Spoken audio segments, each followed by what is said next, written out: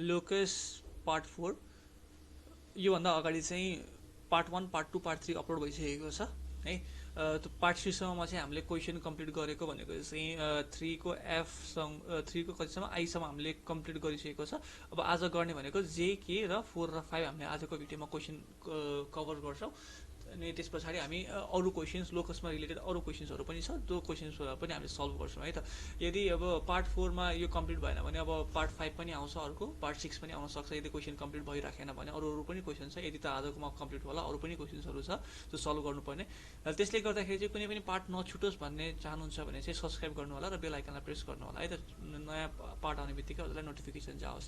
So okay, question number जे सम्म चाहिँ हेरौँ। अब क्वेसन नम्बर जे मा के भनेको छ, फाइन्ड द इक्वेसन, यहाँबाट नै पढौँ है, इक्वेसन चाहिँ यहाँबाट नै छ नि। Find the equation of the locus of a point which move such that distance from the why axis is half of its distance from the point गरे होइन।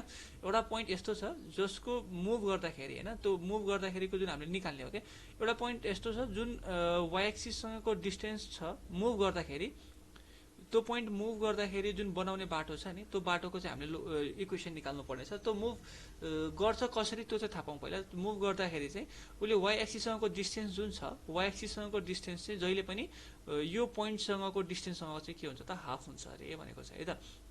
सो एक्चुअली यहाँ ग्राफिकली बुझ्यो भने चाहिँ अलिकति सजिलो होला। So let's do it in Cartesian plain.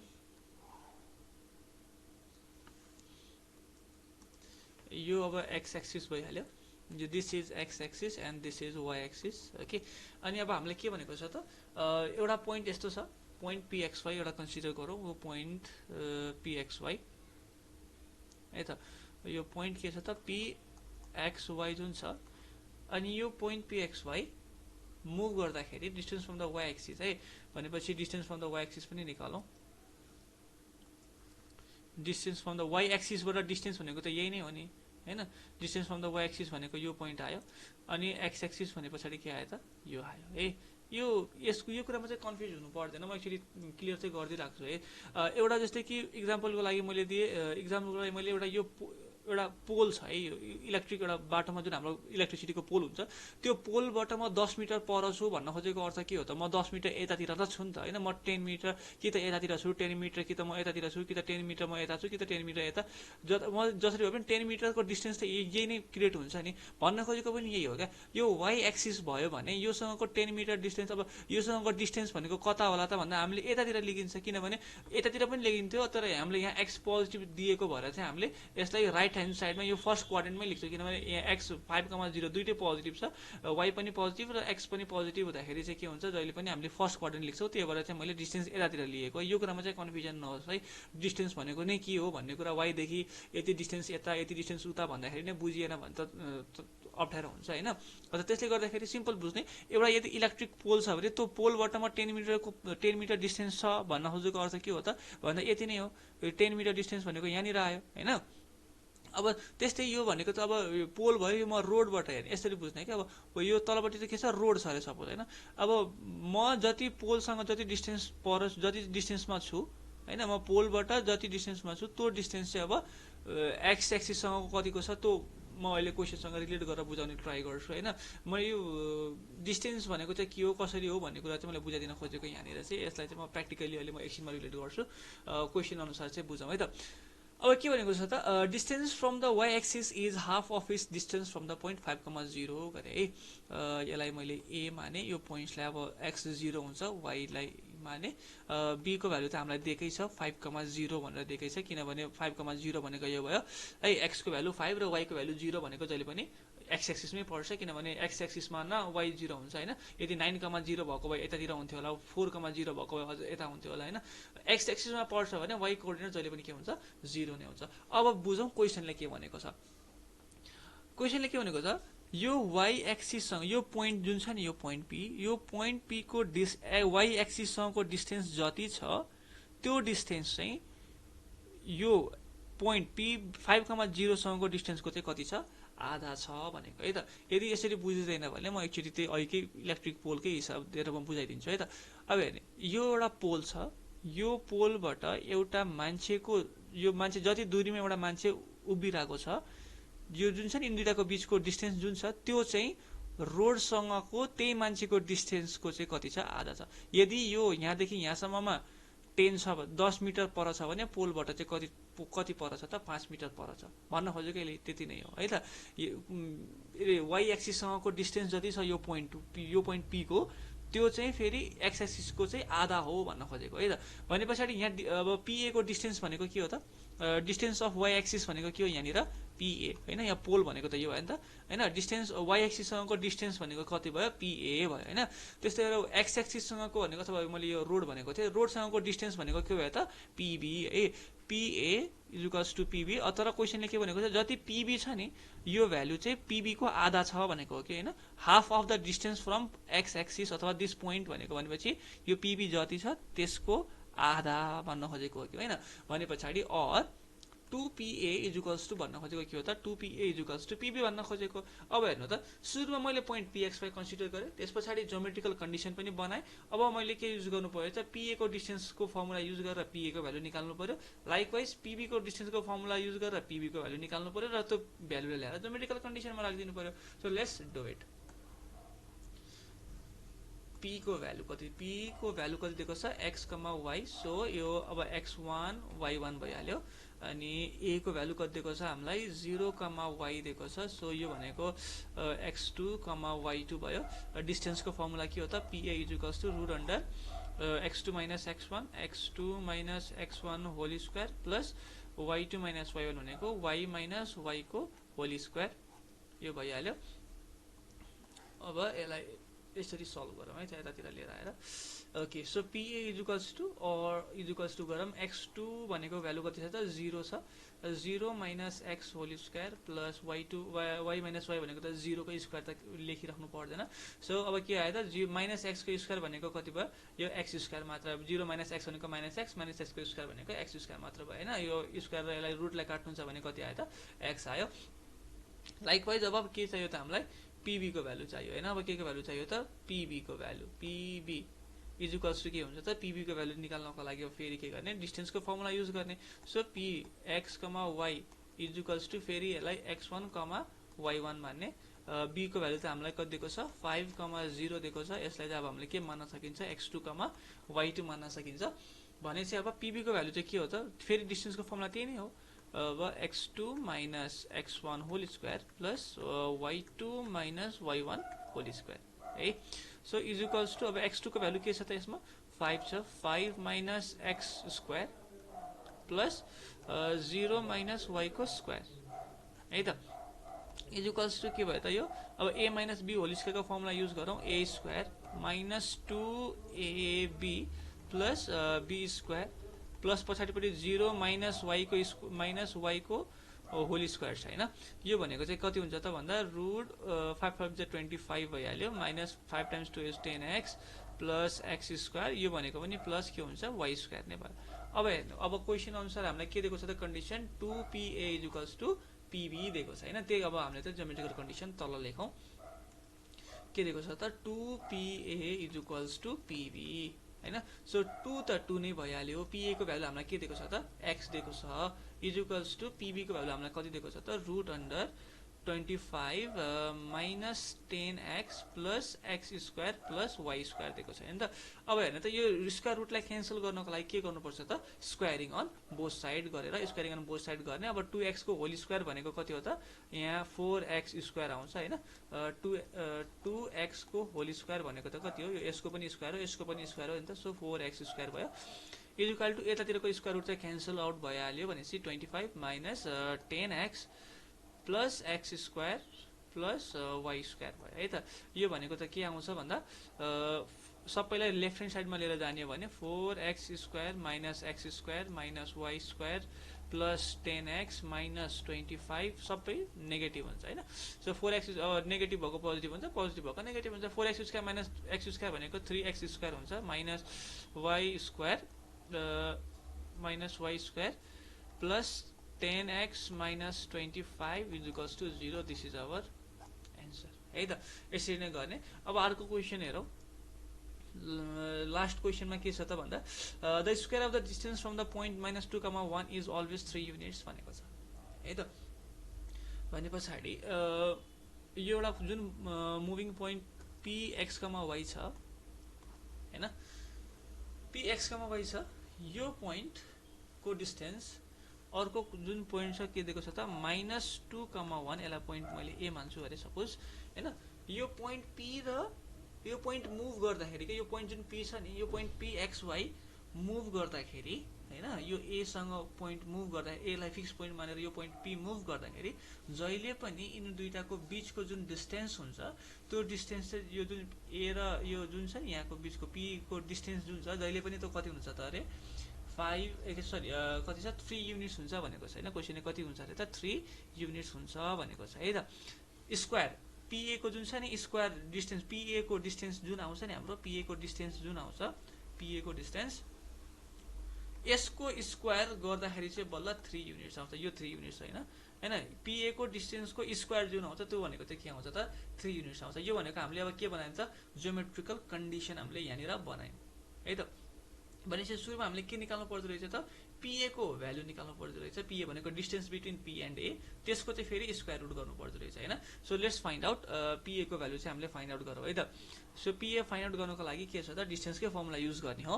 कसरी distance between the points find out गर्थ्यो त्यसरी नै x, y, यहाँ दुईटा पोइन्ट भयो नि त, how to find the distance between two points by using the distance formula हैन।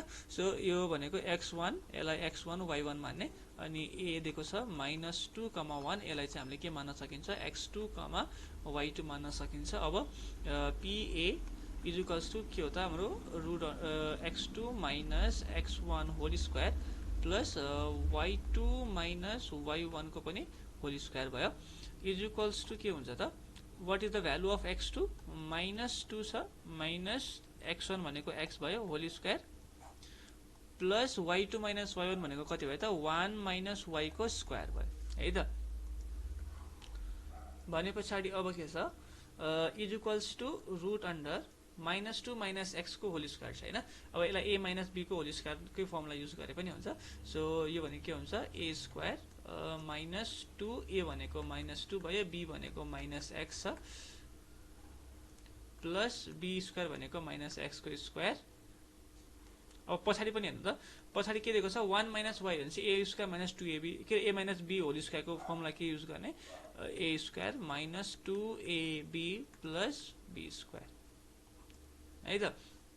सो अब यसलाई सिम्प्लिफाई गरेर सजिलो बनाउ त -2 को स्क्वायर भनेको 4 minus minus plus 2x into 2 भनेको -4x हैन, माइनस इन्टु के छ त सरी b भनेको त यहाँ त x मात्र छ नि सरी है, b भनेको x मात्र छ। सो 2ab भनेको त कति छ -2 into x minus 2x minus 2 into -2 भनेको चाहिँ प्लस 4x आयो। त्यस्तै प्लस x को स्क्वायर भनेको चाहिँ x स्क्वायर नै भइहाल्यो है, plus 1 minus 2y plus y square okay यो भयो। अब x स्क्वायरलाई अगाडि लेखेर इजी गरौँ न त, इजी भन्दा पनि पोलिनोमियल फर्मलाई हामी जहिले पनि यसरी नै लेखिन्छ x square plus y square plus 4x minus 2y 4 plus 1 भनेको कति आयो त 5 आयो।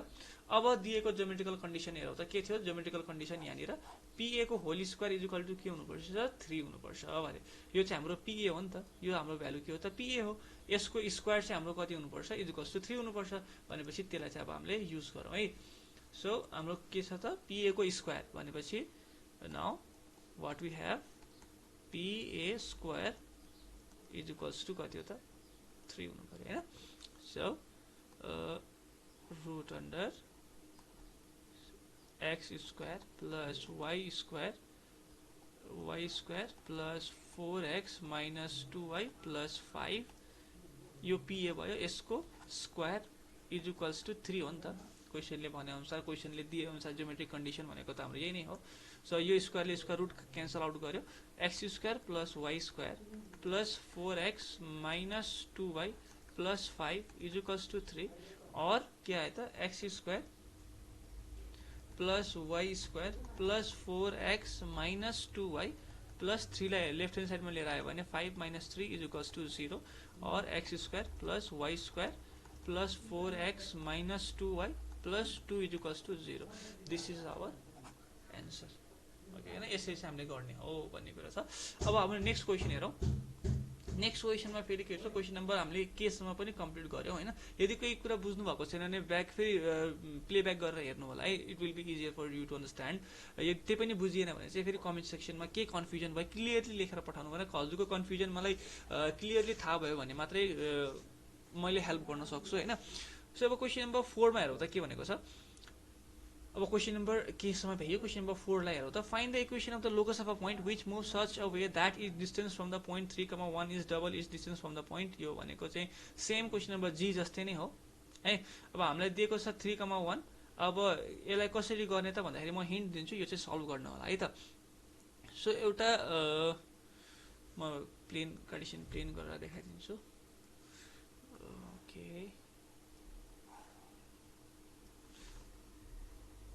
हजुरले ट्राई गर्नु एक्चुअली यो क्वेसन, त्यही पनि आएन भने चाहिँ म हेल्प गरौँ। एक्स वाइ है त के छ त, क्वेसनले के भनेको छ त, find the equation of a locus of a point such that it distance from the point 3,1। 3,1 भनेपछि सपोज यो पोइन्ट यहाँनिर छ, यो पोइन्टलाई मैले 3,1 यहाँ लिन लेखेँ होइन। अनि अर्को दिएको छ कति 1,3 दिएको छ। 1,3 लाई मैले सपोज यो पोइन्टलाई मैले यहाँ 1,3 यो पोइन्टलाई मैले बी नाम दिएँ। र अब हेर्ने त अर्को जुन पोइन्ट छ नि पी, मैले हामीले मुभिङ पोइन्ट जुन कन्सिडर गर्थ्यो त्यो कन्सिडर गर्ने पोइन्टलाई चाहिँ मैले यहाँनिर लेखेँ है त। अब भनेको के छ क्वेसनले भन्दा, जुन यो पी मुभ गर्छ नि, यो पोइन्ट पी मुभ गर्दाखेरि चाहिँ यो 3,1 सँग जब मुभ गर्छ नि, यो मुभ गर्दाखेरि क्वेसनले के भनेको छ, राम्रोसँग पढ्ने क्या। Find the equation of the locus of a point which move such a way that is distance from the point 3,1 is double is distance from the point 1,3 गरे।